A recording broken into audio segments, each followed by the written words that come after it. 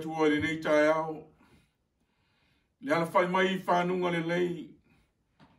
Ao tō wha ma malolo, no tātou nuu i le pongisa. Ia i tari tanunga sa wha paolo pea awa lofa. Le au tausi ma le au la veai o le tātou tapa au le langi. Le o tātou ala whai ai ma le fia ma le oli le nei tai au fau. Le nganga fia o te ofa lofa ma whata lofa atu ai. Le nganga o le loto maua lalo i le eka le sia o ao. Aspit Samoa tu totas. Mai ai maunga te tele se ia pa ia maunga iti. Pa pelo ai le presidente o le eka le sia. Yesu ke riso wa fio le langi. Le nganga pa ia o loa fio le menei. Fia e o lofa mpata lofa i lau sunga, le tamau le ngā ruenga o ao, Pastor Willie Papu. Whare tua i ati ana ma le nofa alo. Wha malo le saili malo i le atua ma lona fina ngalo. Le tō whae utu mai le langi. A wā moi mitinga ma whaalinga. Ina ia ma whaina tā pena le nuu whātua tua o le atua. Ai maise o Sama uma. E o whaalofa mwhata alofa atu i le nei tai au. Whawheilo ai atu i lau sunga i le au tustusi o le ngā ruenga o au. Pasta ia peta, mas pa, whare tua ma le no whaalo. Whamalo, matau i le atua. I o whaiva le whatua au ia, le whaalongolongo o ti ngā. Le atua e ou le ngā ruenga. Ia whaamanui atu, ma maua le malos, a wale atua manona fina ngalo. Whawheilo ai whapitoa i lau songa. Le te uolo le ngā ruenga wao, le Spit Samoa tu tō tasi. Pasta ata, tauna vasa. E whalitua i ave ma le nofo alo. O whaiwalo filima tutu ma mao. E le whapito ai manu i a tasi e sosoani mo se o mana ubia, se fe sosoani. Ai maise o le ngā ruenga o au, whamanui atu le atua, i whaiva matiute. Le whangaro ina si o atu atu nu pele o Samoa.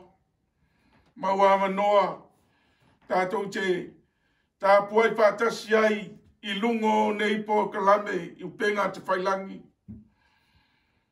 Whawhelo i atu leo whaingaruanga to tofia le atua i so se whata whaitaulanga.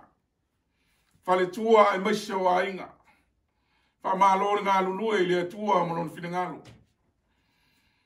Whawhelo i atu se tamā, se tina, se uso, se tua whawhine o mawhaina maua le avinoa.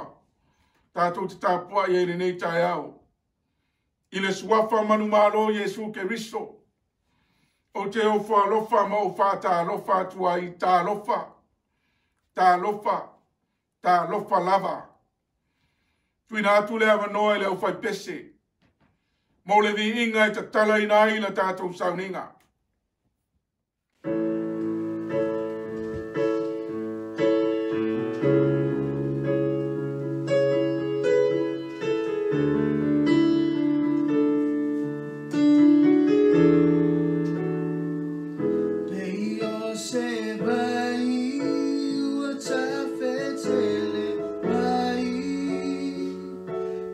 Say, I know, fa, una, fa, fa, ti.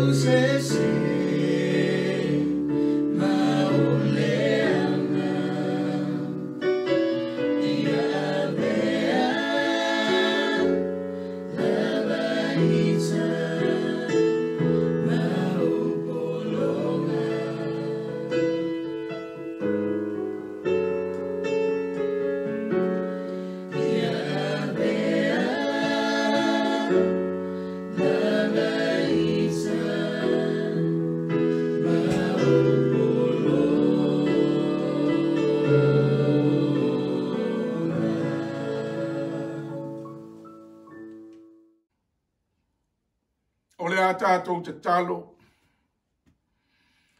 Whamanuina le suafa mamalu o ele atua tō tasi pa ia. Whamawalalo mātou loto I lumo la wa fio e ala ile mātou tāpua inga. Mātou te whaia ile ava male mi ngao. Tō maia lau pule. A fio maia oea ngā pa ia e whātou mule mene ilo mamalu malo sili sili esi. Ona tautalangia la wa fionga. Pai mai le mea whai ngā nuenga.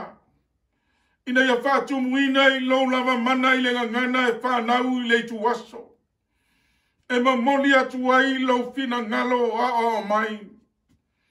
Whamanuia mai le amataina o le nei tāpua inga. Se ia o I lona whai uina. I le suafa manu malo o e Yesu ke wiso. O mātou wole mawala au atu ai. Amene. E mamori alo o nganga whātai. I le sunga I le taitai au talavou au au. Mo le tāpenanga o le tusi whaita waso po ta yala wala tapu e ina o whanau o le atua. Ai le nei tai au whai mai manu lau ti o le nei aso. E moni, ai sili le manuia o le whalongo I le afionga le atua. Ma tausi ai. Le afionga le atua le te whafafonga ma o whalongo ai. I le ataiao ma le ataiao, I le afiafi ma le afiafi. Le tio whai mai le apostolo Paulo, ia Roma. I lona mtau pa se fulu a lona whai pa se fulu ma le fitu. E tupu le whātua tua I le taulongolongo atu. Taulongolongo atu e ala I le afionga a le atua. Le upu a le atua. Le te whaafonga mo whaalongo iai. Pe taina o soto e fia paia I a Yesu ke riso. I le netai ao ma le mori maua mātaio. I lona matau mua mua. A I lona whai upu e luas ful ma le tasi. Ma le whai upa e luas ful ma le tolu. Pea maua sau taimi e whai tau iai. Whaauta. E tōre tau pau ma whanau mai le tamatani. La tau te whai ngoa ia Yesu. A wai whaola e ia nona nuu ai a la tau ang sala. Te mai sa wami. Sina fia mai loa uma. Taimi ne soi fua. Ma wola ai ai. Pei au tamaiti. Yesu o le whaola. Ei loa. Ai ora fai upe lua suma le tolu. Fai mai e fai ngoa ia Emanuelu. Nalo na winga pe a whaamtari. Ua ia te ita tōu le tua. Le papuanga na e fai mai ai o ane. Ua liu tino ta ngata le lau kou. Le pafunga peta lai o le langi. O le upu. Oi o le pranise. Oi o le atua. Vai Paulo ia Filipi e le se mea manatu e whaoa. Pusa lava o ia ma le atua. A ua wha maua lalo ia ia te ia. Wa winga patasi ma le polonga. Ina ua whaia o ia e whapei o se tangata. La sau manatu le tae aureni. Ana fio ma Yesu ke riso I lona I tua tua. Whamata I aiso tātou I tua tua. E mawhai aina tātou mālama lama I le atua. No le tari e le ai. Mapuanga na wa liutino tangata ile atua. O ia o le atua le halo. Ina ia mapaina malama oe maa le tangata kersiano. Ile fila panga le langi. Ina ia malama ile atua. Te ngainga tuai. E whai ngoa ia Iova. Ele mapaia se tangata na tauli suafo Iova. Se vanga na o to tuli. Paisan tatalo. Na fatua tala noa le suafa leo Iova. Nanga pa ia le suafa. E mamalu. Kai no le whenga fo. Ua whai ngoa ia Yesu. O lea, sau manatu le tai au le nei. Iova le nai le whenga tuai. Yesu ke riso le nai le whenga fo. Ina ia whaina tātou sila pia ma tātou I loa. Mamala malama. O le liu tino ta ngata le nā o le atua. Ina ia whai loa mai le atua ia te oe ma. Yesu ke riso au ia il fonga ele ia na ngā ruenga wha misionari. Ioane e mangalia mtau poe ono mousa utaime e whai tawai fast food maleiva ma lima sumatas. Whai mai Yesu o i o le areto le ola. Ai se tasi ai ai le oti. E maua ia le ola e whawawau. Titilo whai tangata e le etari tonu. O i o le atari o Iosefa. A oi mwhaina ailo na tino. Peta lai pale nganga Yesu ke riso.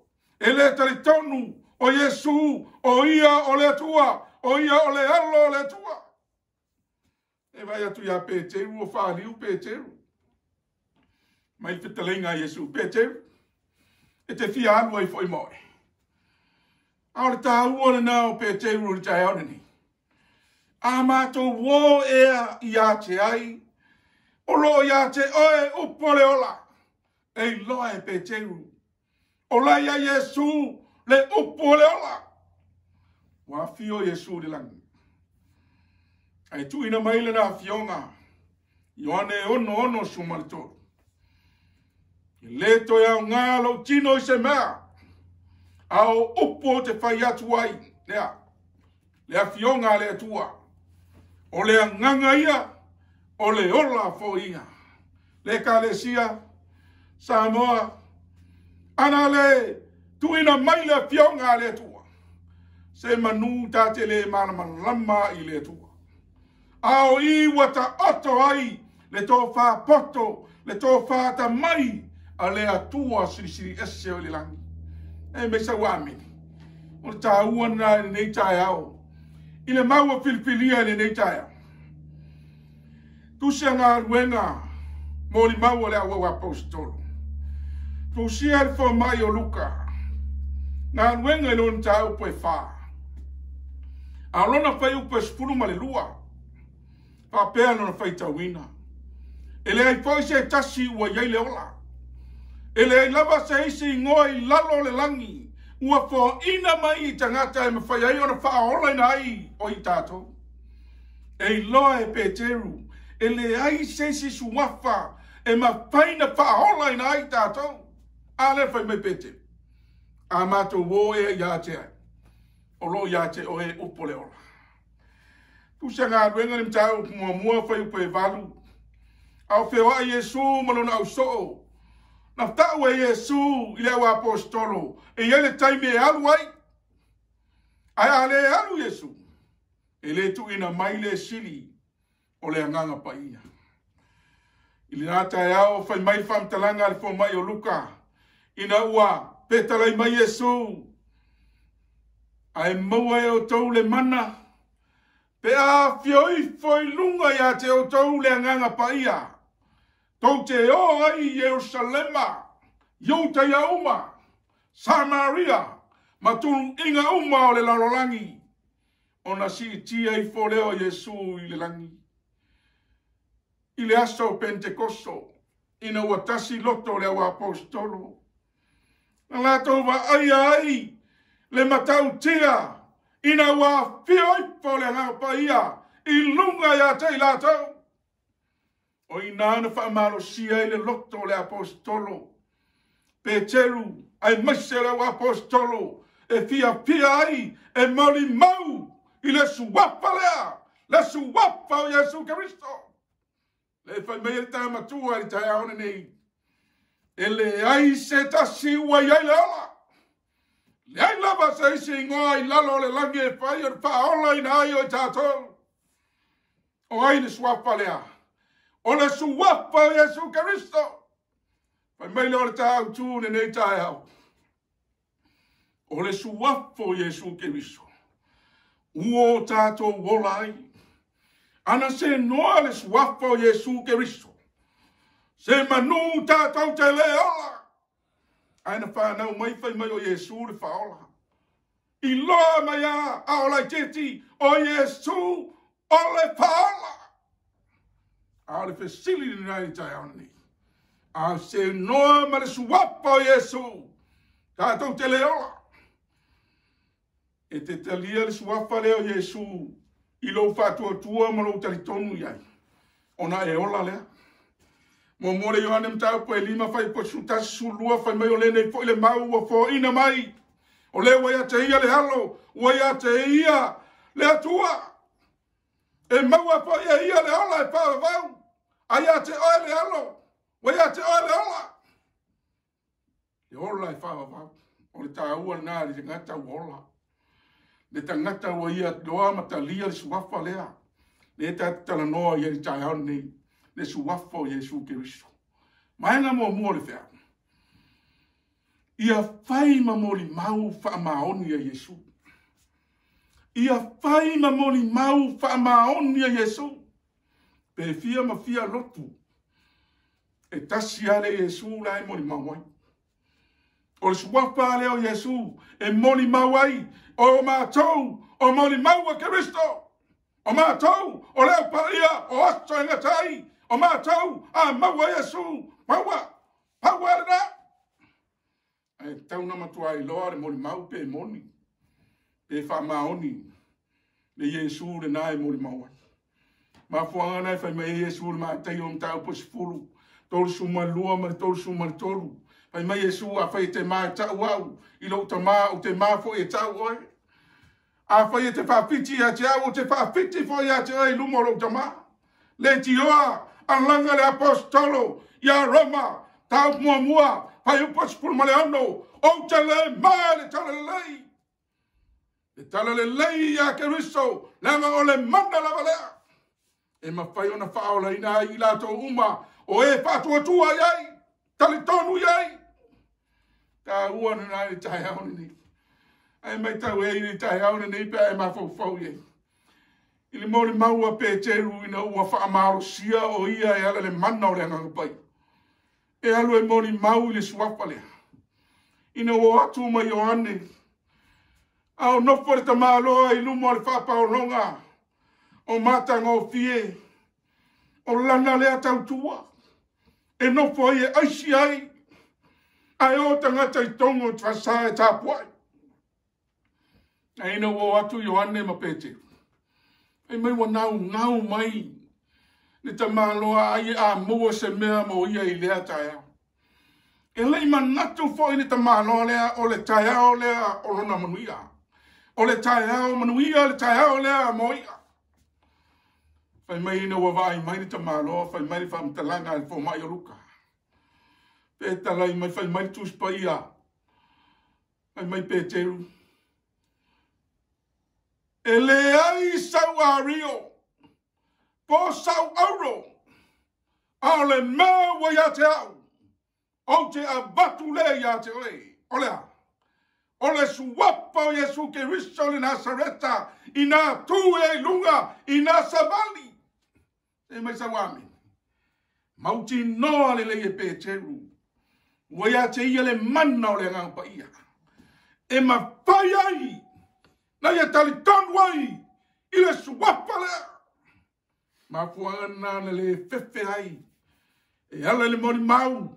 Ia I loe tangata I tonu al pasa. Le ta maa loa lea. Tau te fia tu I il whaparonga. Lea wasavali. I tiro whai tangata ma vai whai mai whamtalanga tu spaia. Mai pe teru e lea so maa ua mana. Ua maa lo ai ta maa loa lea. Au de mana o Yesu Keristo le Nasareta. Fai upos ful fama, fai upos ful malilima. Fai main fam talanga a Peteru. pe i tai o tō. Mo tō whaafiti atu i le pa ia ma le ami o tō. Aua tō whai atu i atu ina mai ia te o tō le whasi o ti tangata. Ua whasi o tia fo e o tō le li o le ora. Aua tō e whaatu wina le atua nei e woti. O moli mau i mātou nei i le nā mea. Se mai sa wāmeni.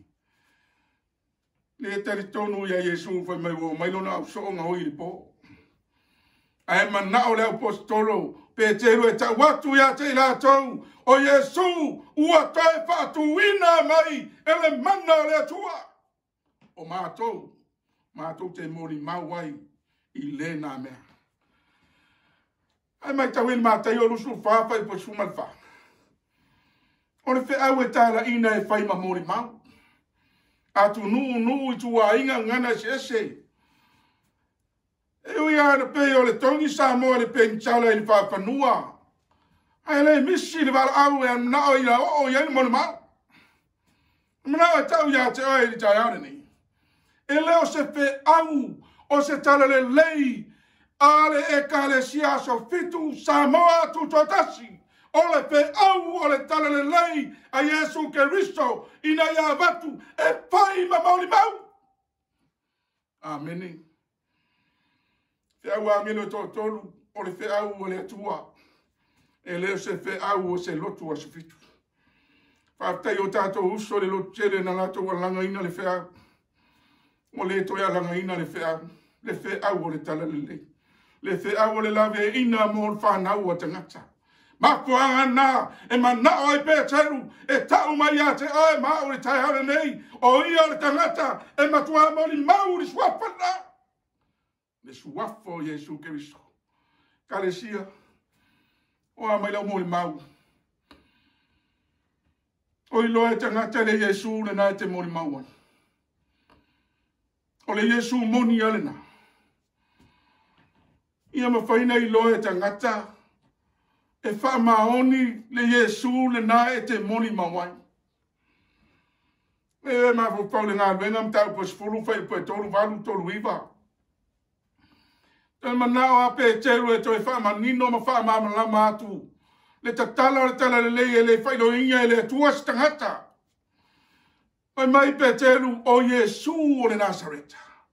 O le na wha uwinga e le tua i le nganga paia.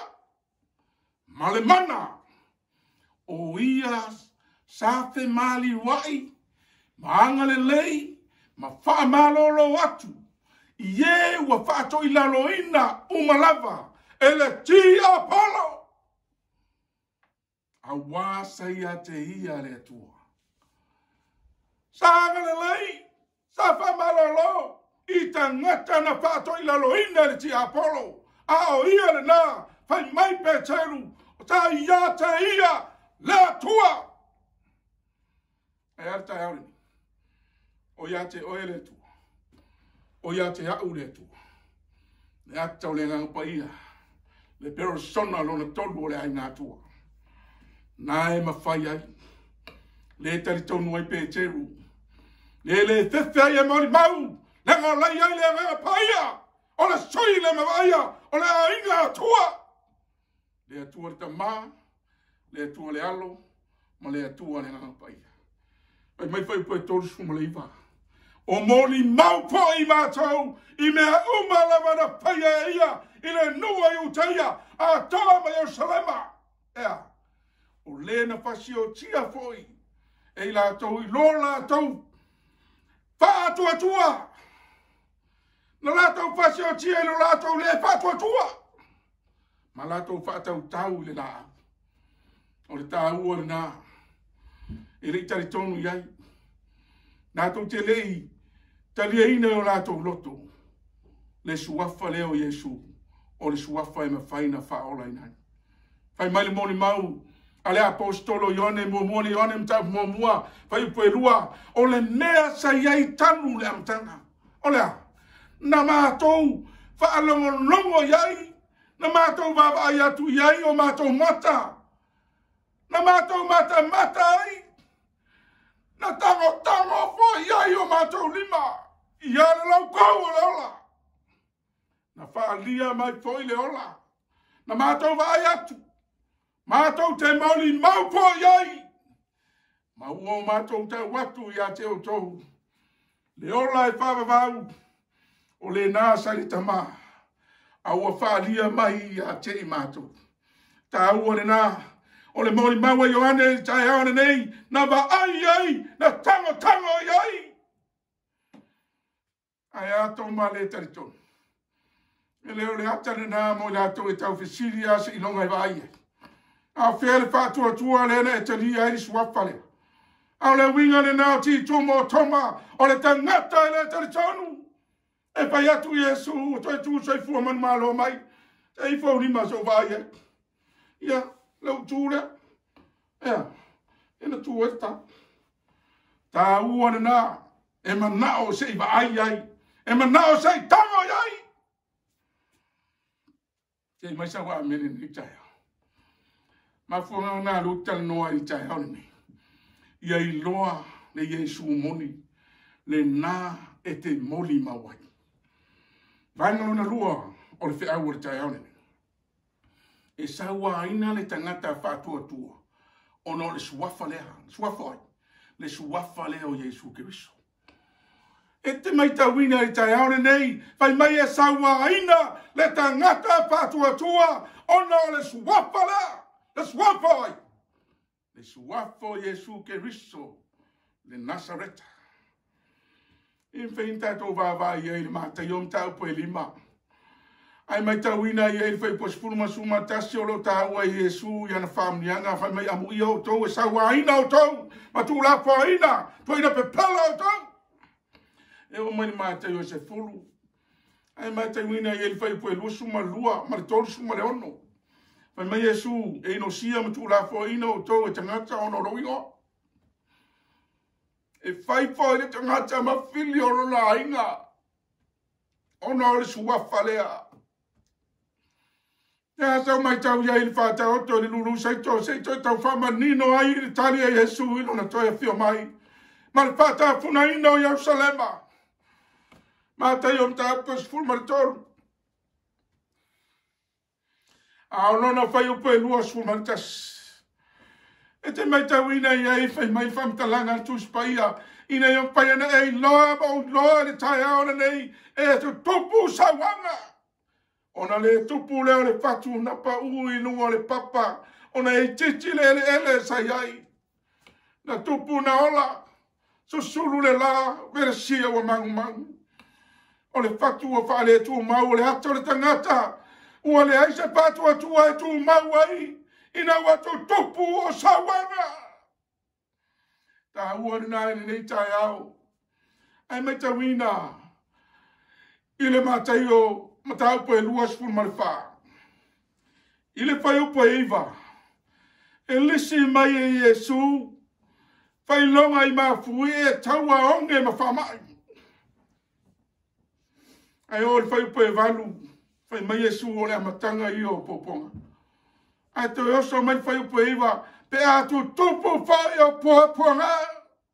Ea. Tu ino toi whai pui pui mwhasi o tia.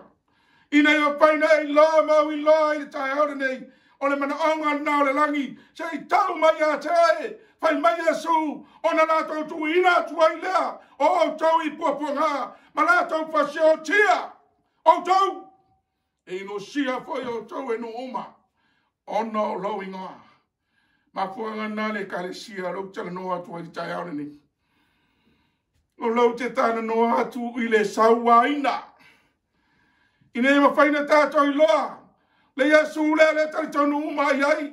A se whia manino pai loa. Po o ai tangata e saua ina.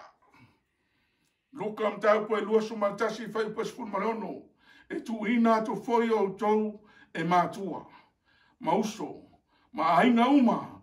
Ma wo. O isi foi o tau. E whasi o tia i lato. Ea. E whewhere o ti. Ta ua na. E lei musu Yesu e tau mai. Na tau mai. Tono lo si o manga. Mātua. Uso. Ainga. Wo. Ea. E whasi o tia foi. o tau e lato o nor sua pare. Ma fau tai ana nei tala ia Ioane le Baptiso. Ele se tala whawhango. E sira fia mo ilo. E te ma fau iai i le matau tia. Ma le matui tui ma le tinga. O le mea na o. Ia Ioane le Baptiso. Nau mai le whehau i nā tau ia o tau le ala. O le leo lo alanga i le vau. O le tāpena ina o fina ngalo ma whamai mai. Ina ia pa māmai o la tutalia ai Jesu Keriso. Tu ina atu Ioane le Baptiso le whalpui o no le whehau lea. E leo se tala pepelu. A le aso manatu uri tai au. Na fefe Ioane e tau ia he rota o ia o le tupu i le anga sala lena te whaia o lena nofo ma le uso ma le to lua no uso. O le muni lua.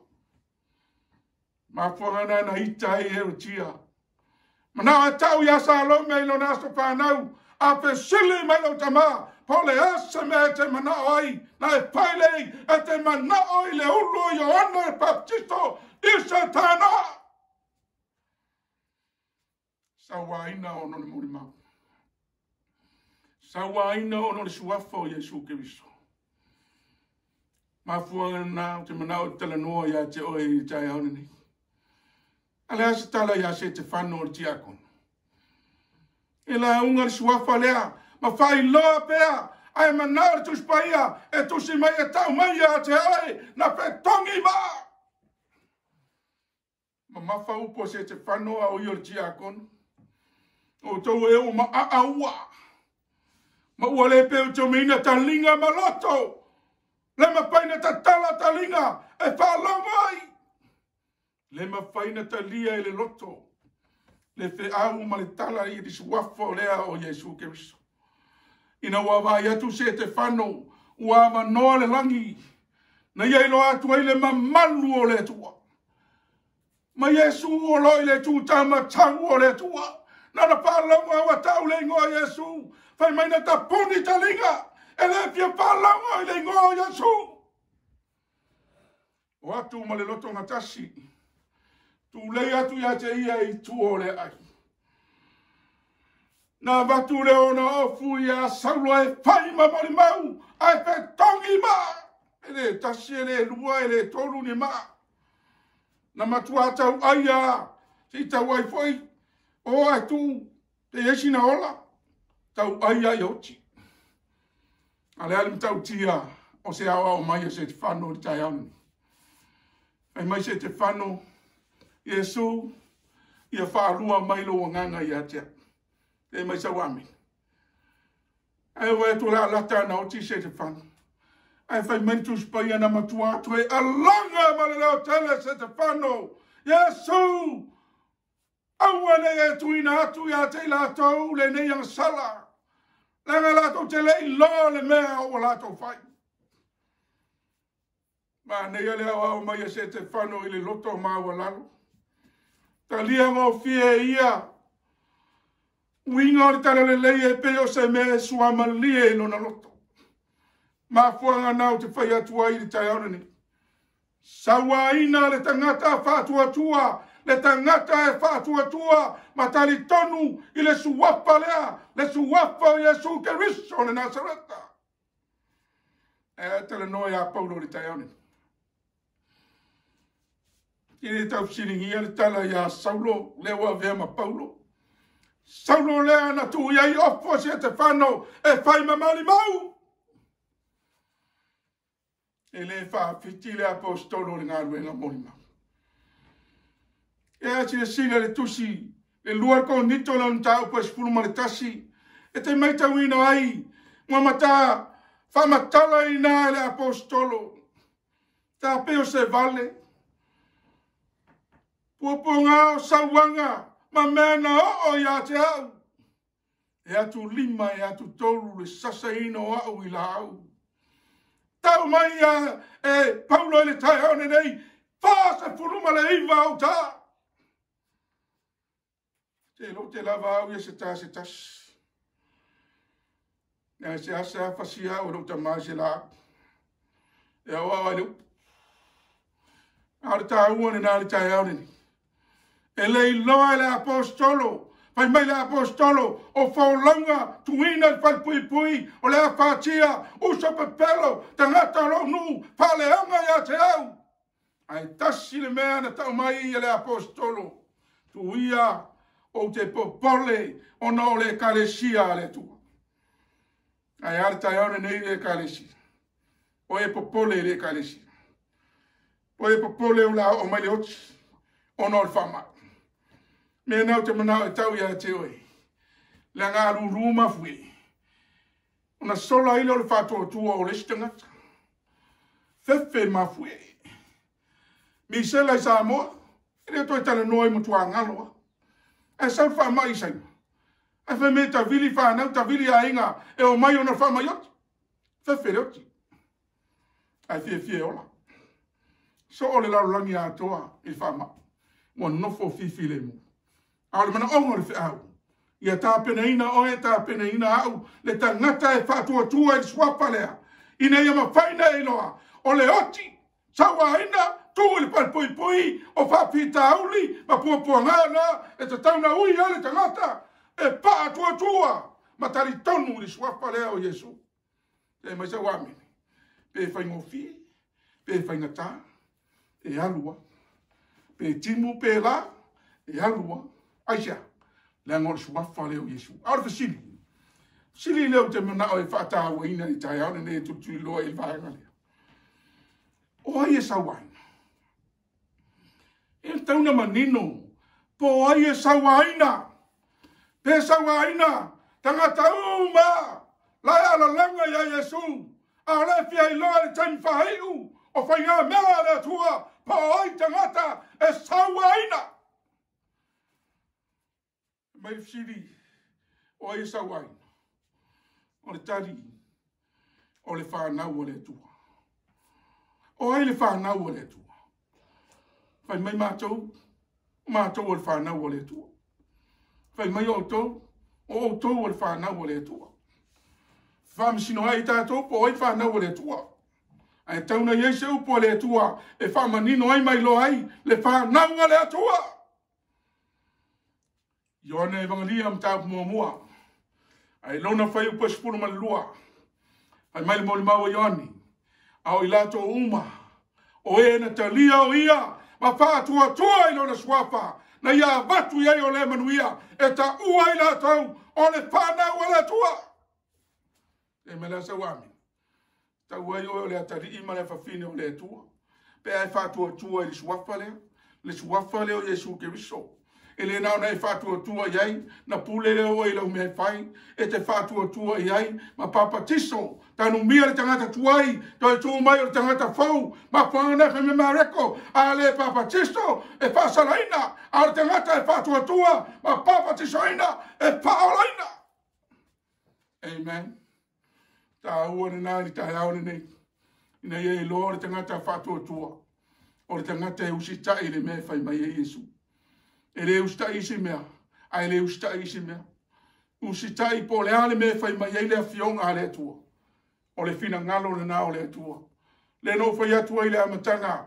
Le tusipa i ale ana tuina mai e Yesu. Wata oto hailo na fina ngalo. E fai loa mai ai a te oe mau. Le mana anga Yesu. Whalinga mta pa sulua fai pa sufitu. Tolu me ilo ai. Le kalesia, po le whanau al fingi. O e avina le whea. O e watatoe. E tausia po lo inga se fulu o le atua. E ta aufile mau ia Yesu Keriso. Le nganga o waloanga. Se o whati a te o e tai aure ni. O e watatoe. E le whai mai ai le kalesia asfit Samoa tuto tasi. Ua lava na umana tu sia i tau na tu sparea. Ele e tau, le papine ma le tau rako, e tau ma e oto toe. Ia mo e whau e ni tai. Mai tau man. Tau si polo inga se fulu o le tua. O le inga mua o te whai mo o se atua ese o runga. Mai po se atua o e ifo mai tā pua iai. Sau tu la fono i lua o te whai mo o se tu pua o tā. Po se wha tusa lava o se mea i le langi runga. E se me wha tusa i tono lo whale na te ifo mai tā pua iai. A tu la fono i tu. O e tau fuar sua fo i ova lo tu. Paulina. Nai whai mai, a wai le whaasauina i ova, le na te tau wina fua lona suafa. O le fie tau suafo i ova, suafo i Jesu e tau tō ai, tau tō pipelo ai. Nā ngā whai mai Jesu e le whaasauina i ova le tau fua lona suafa. Sa pati, wai loa, tau loto i sa pati uma. Nā sa pati ya, ale fsiri, pe tusa soi fua maola ai le mana ongo Jesu e ale sa pati. E le sa pati se loto sfitu. O le tula fono le tu le utana noia. E le tula fono lima. Ia e ava i lota mama lo tina. Paunena. Siri atu il whanau. Paunena. Toi whai tau tus pai. E mai, ona wha leva i le o nu. O oe, i le nu e fo ina mai e ova. Loa tua ia te oe. E wha leva ina i o waso. I le nu e fo ina mai e e ova. Loa tua ia te oe. Tāua nā mo tātou leo talvong tātou whāna. Ai fia soi fua malongi. Awa e lau ta mā mano tina. O le upune nā le tua. E leo se upu al whailaunga. Tula whono ono. O le whasio tangata. O pio se mea fua ia tātou sā mo le whasio tangata. Walu awale muli lu. Ala mo whai ia mea.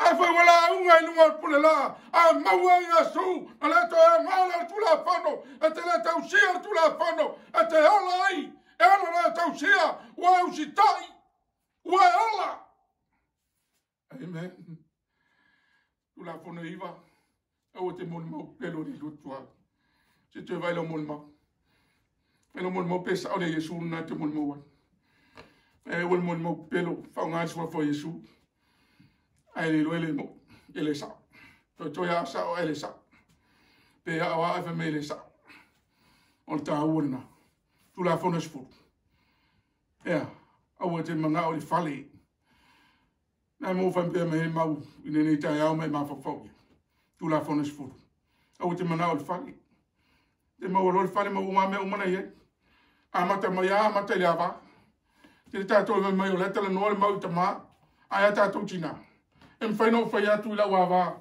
lo to rua o io la wava em fai mai lo to rua ia te o io la nava ai le fai ne fa pe atu tu la fono le sfuru o lo to rua o la pepira o la vanila le o la wava ta to china se o te tu ia tu la fono sfuru ya ma to tama le nganga na ta fai va tu fe au ta le noa i te ingore ainga tama ma china patriaka Aure ta wana ai mai tau mai. Ole ata pungi ar tu spaia. Pe mai tau e tu se faringa. I lona mata upu e lua skuma lua. O tu e fa matala mai a Yesu. A ole la ta pungi de tu spaia. Fa mai a Yesu. Faringa e lua su lua. Fa e pas skul mal fa. Amu ia. Ila tau. O e fai ana polo inga. Ina ia tanga e la tau le la au le ola. Ma io la to ulu atu ile ai iona pajata se me sa wa meni ni chana amu ye la to e faia amu ye la to tausia mu sta ai ta wana nga pa utanga e o le langi na o tangata e usitai ma fa maoni fa mai isaia ina to mai pui ina yo fale mai no wa me tonu o e tausia le memoni tu spaia le o memoni a fonga ye le ta hao mle ta hao fai mai one sulfitu e fa pa ye ia la tau i la pumoni o la fionga o le pumoni le tu la fono le tu ale tala no ai se la mo se la fluiva se la fa lua o la wa mi tono e fa va foi le e mana ta ia tai ya sulna ya la supa fai pa ono o au le ala, o pumoni ma le ala, e le alu watu se tasi ni tama, pe ale ui mai a tau. Yesu le upumoni. Le tusipaia le upumoni. Le tula fono Yesu le upumoni. Te mana o tau ia te oere kalesia. Ele nao le sa pati le tula fono le tu. Se fulu tula fono le tua. To siaki nei. Ta au file mau ia Yesu. Ia ngano varoa. Siri atu ia te oere kalesia le taioni. Ea. Lama se varoa ngā. Tani elu e lua, tani elu e fitu. Ai se tale le wharinga, sul tolu mal wharinga, sul fitu. Ai se tale le maloanga pito umel tu spaya le lua fe tolsela. E fasiri le taiaone nei. E nalo walua te pese e mai o oe o toi o tangata tausi pola inga, tangata tau fi mau, ia ia sule ngama walanga, ai matua misi ama te walanga, ei loma malama iai. Aole mea alofa le tua e whapitoa mo lana whana. O e tausia polo inga se fulu o le tua. Ma le sa pati o le tua. E le mawhai e tangata na tausia le aso ese. O na whamatala se walo anga o le tuspai. Aole fisiri lea. O ai e sa wai. Lua lotu. Pe fia ma fia lotu. E lua aso e tapua iai. O le tapua inga e whai le lua yaso. Sunday. Ma le tapua inga e whai le aso lona fitu o le vai aso. Saturday. Sa pati o le atua. Ma le aso sa. Taimi o le whengenga tuai a kaino māpere. O le uso. Whananau mai le manawa e tasi. E le se tala. O e lau I vinu ai. A le ale whau nai mai ai. Mātanga o fie mea na whai e kaino. E awe aile na taulanga I le atua. Pula ia le mena whai. Ai le whai le mena whai mai ai le atua. O le tali e lai mūr taulanga. Ai ale taulanga aperu. Na whai I le mea e fina ngalo ai le atua. O le tali le tuspaia. Na mūr taulanga aperu. Na whasioti. Ale whai mai le tuspaia. Whai mai esu. E whasioti au tau. Ona lau iloa. Na oti ai taimo le whengenga tuai. Te manao e tau ia te oe. E tau foi na oti ai taimi wa so I fua mo wolai. Oti mauti noa. Fai mai whamtalanga Paulo ia Roma. Ola moleri. Oti moleri. Pe oti tato. O ta ngata lava o leri I tato. E manao e tau ia te oe. Paulo lea. Na whai a Filipi. O lo wala. Wea ke risto. A lo wati. O le manuia. E mai sa wame. Na tau ia te oe te aeorini. Fia e ola mo Yesu. Usitai e tausi sa pati o Yesu e le sa pati le lotu asfitu. Tausi tu la fona se furu. Malama I varoanga. O le tali, o le langi ma le ola e whaava. Pe fia Yesu na te moni ma wai me tala no ai, ma e pese ai, ai a fai ele o le aso na fai me Yesu, o le aso na fai mai ele man pe ai. Maria lo loto. Ele tau fa Maria ina lo finangalo. Ai va ai lo tu spaia. Ma toi fai tau, mai ele que nese, e tau le tu se palinga, e leo se ruai aso, o le sabati. E anga o le fatu o le tu la fono, e ilo ai le tua fofoa. Iova le whenga inga tuai, Yesu ke riso le whenga inga fo. Te mai statu ame, ie manino le tai aone nei, ma e sila fia le tai aone, tangata e sawaina, ona ole aso, sapati, lae, tausi, ona ole sapati, ole atua. Ea, ue hita mai ni taia. Whamaria lo fina ngalo e le te ua sta vale le ia le upo le tu. E o ti fia ma fia tangata, lo to spitu e sunu fo e Yesu le afi. E ale whamauni. E le vape tausi sapati na ola ilea, e stala Yesu na mea. Au te manao e tau ia te oe, le tā ua le nā, o le tangata e sawaina. Ia e manino ma e sila fia, le kalesia Samoa, tangata e sawaina. Tangata e sawaina e taini mulmuli, o tangata la to tausia, le sa pati o le tua. No matu I mele matu tapua iai. E le moi miti na nesi le fia le stala fafangongo.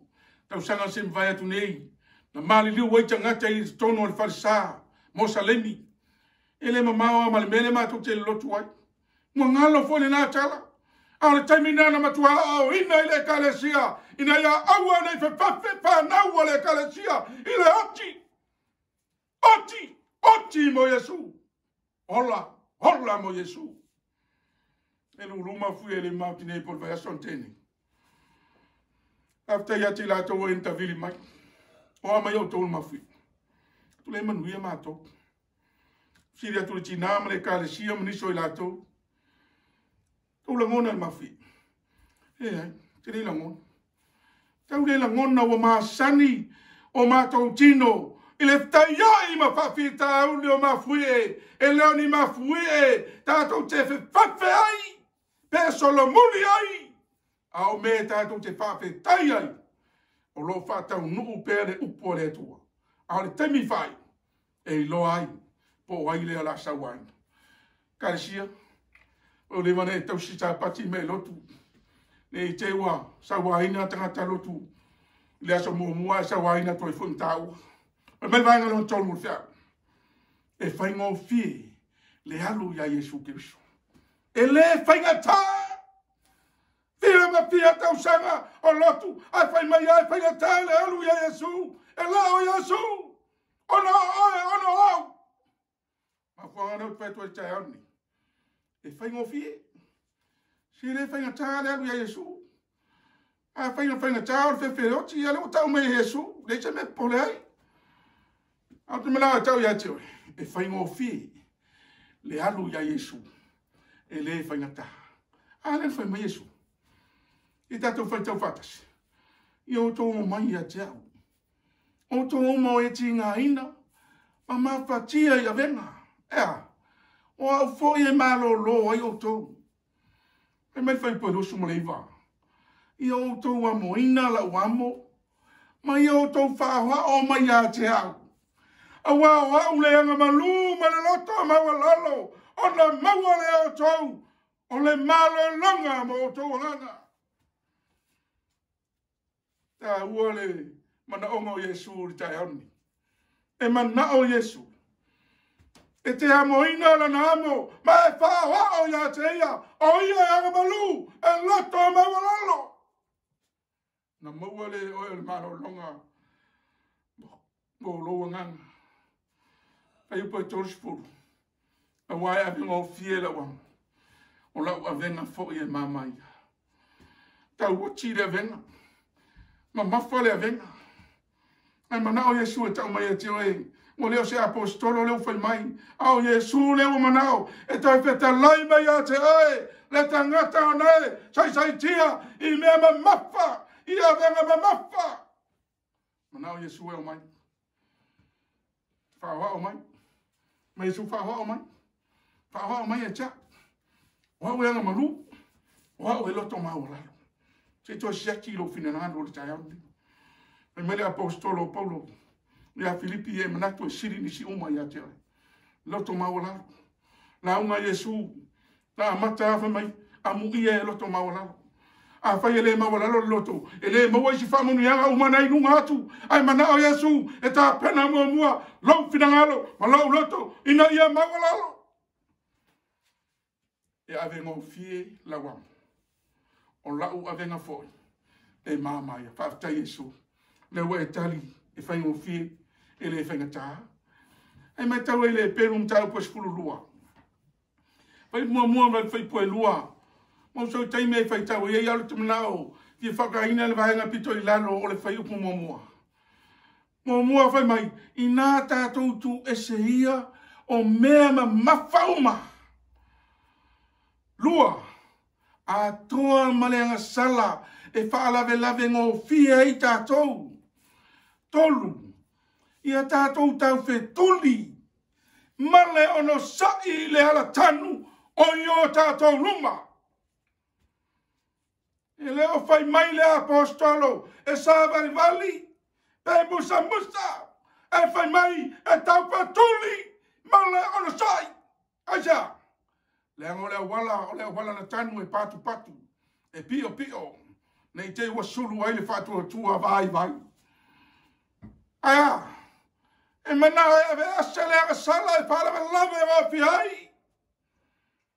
Mua mai e asu le manoa. Ia te oe mau. Whai ele tā vaenga. Ua umana whai le vaenga Yesu. Amen. I nā tātou tu e se ia o mea mamafauma. Si te ngata e saua mana mea tuai o mea ana saua mana ia te mintua saua ia o mea re so. Fiwa e whai atu ia e le mwhaintu e sea. Pele le loto. E mana o Yesu. E watu ia te ia. Ne tere tonu nele au whai wāwenga o Yesu. Yesu na e mawhai ai. Ma whanau whai atu ai. O le alu ia Yesu e whainga o fie. E le whainga tā. I tātou a tau loto le Filipe e whawhai po sutor.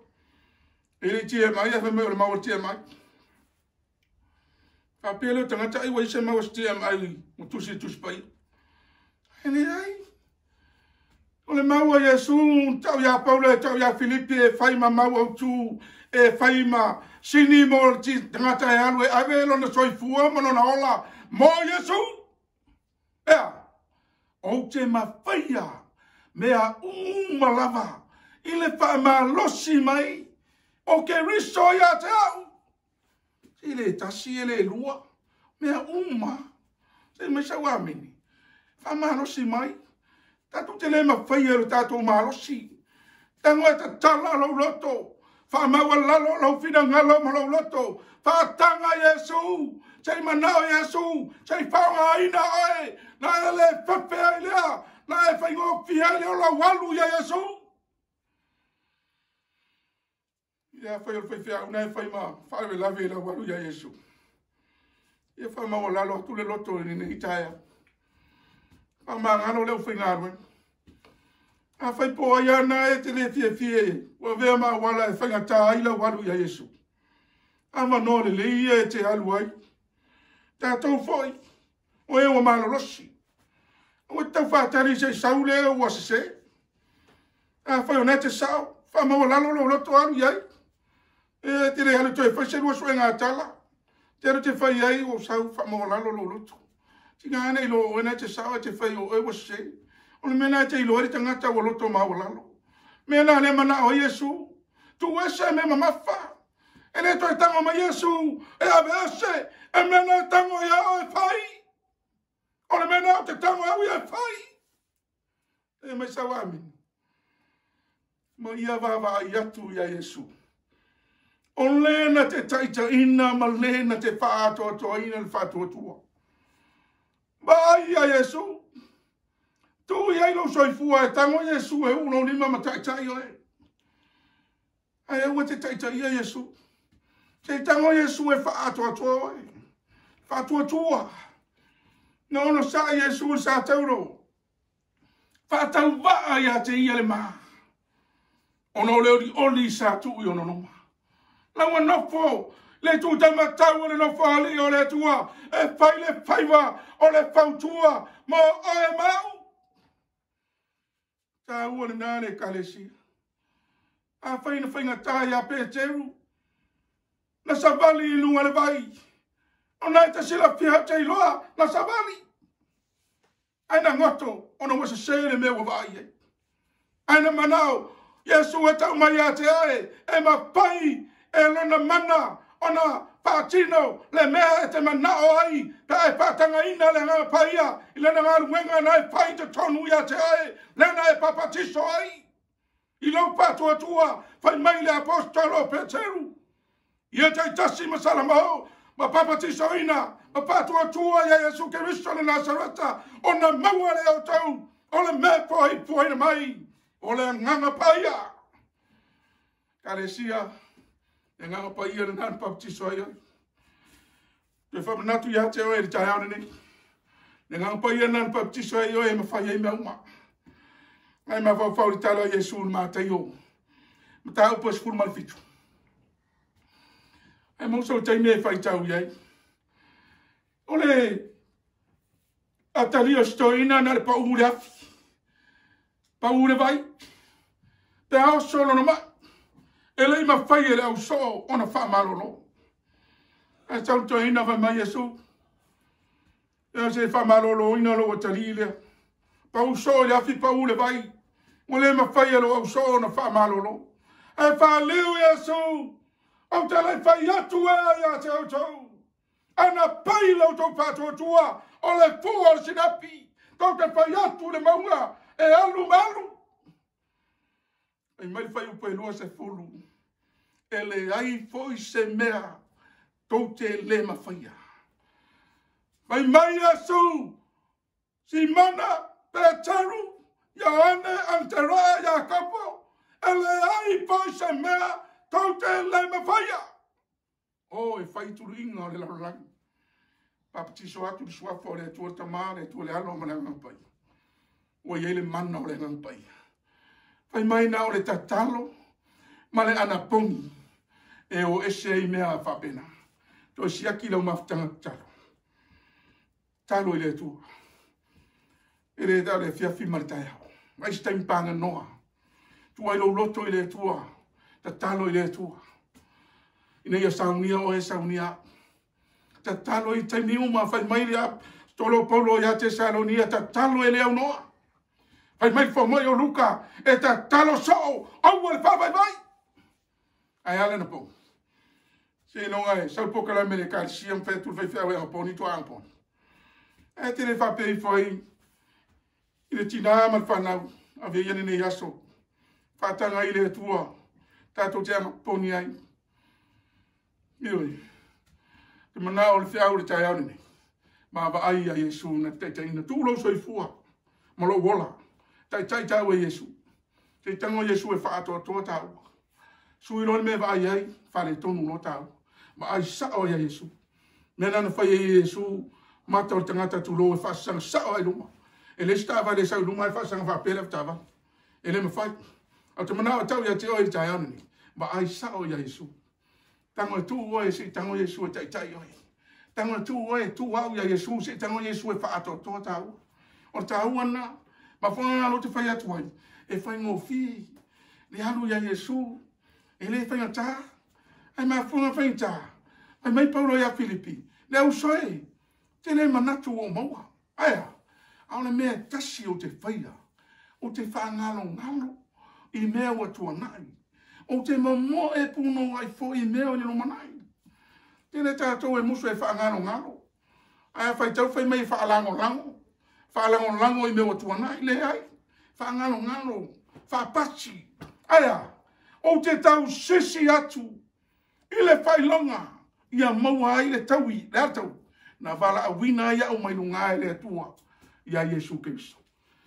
Tai aore nei le kalesia. Malau whaafonga mai. O umar whia. Ana mana onga tu pito Yesu tai au ni. Ana mana onga Yesu ia faola ina oi. Yesu na lena e fa na u fo mai o Yesu faola. Na na e ola le tino. Al fisili. Wa ola. Te fisili fo ia o le fisili na.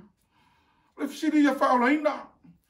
Ma fo na fe me Yesu ma te sfuru ono mo so tai me fai tai wai. Fai po lu su mal fa, se o fai po lu su mal ono. Ma Yesu ai se fia muli mai atia. A ua nei to Yesu stai o ia atia. Ai ave ia no satau. Ile mo muli mai atia. E mana o Yesu a fai we taria Yesu, u stai muli e Yesu. Ai le fai me taria Yesu, ai le fia muli, ai le fia o stai. Fai mai o Yesu. Se ara tangata na te ma wole la langi o mai ma o ilo no. Se a fo se me va to tangata e tongi o la ino no. Se me sa wami. Le se me to me fai to e vai e ta ua. Wa uma na fai e Yesu. Le porca lama le tua. Ina ia faola ina. Ma faola ina ole ma. Mai tato uma. Mai le vai nga mo mua fa ma lo si le nei tai au. Ia fai ma moli mau fa ma oni e Yesu Kristo.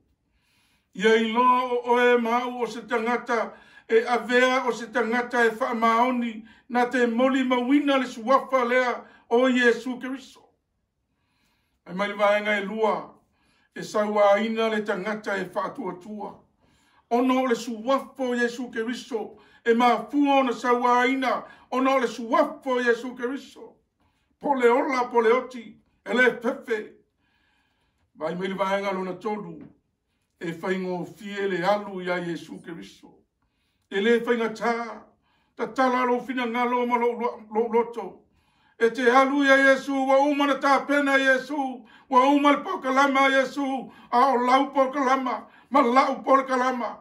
Ina ia ma whaina tātou na whatupu whātasi, ma Iesu Keriso i le langi. E mai le autu o le te au o le nei tae au. O le suafo Iesu, ua tātou wolai, e le aise si suafa, ua na o le paule o le suafa, e ma whaina whaola ina ai tātou. O le suafo Iesu Keriso, e leo le lotu, e leo le whaife au po le alava, ai o le suafo Iesu. E mai le autu o le te au o le tae au ni, o le suafo Iesu Keriso, ua tātou wolai. Suafo Iesu. Amen. Paftaile tua i lo fina ngalo o mai.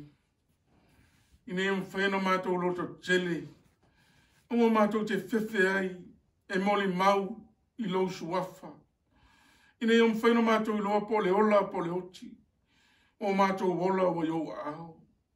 E whaingo fie me uma ia te oe. Mātou talo le tua. Ie whamanuia i lau ngā ruenga o au. Ai maise sa ma uma na mawale ava noa e whaafonga ai. I ailanga le leima le whaamrianga la o fio. Tiu te ma whaiwa o le nei aso. Whaatonu fo lau o ele atua. Ina iai ule nei aso ina wapo. Fo i atu le vi inga i a te oe. Whaaftai e suono o e o mātou talo atuai. Amen.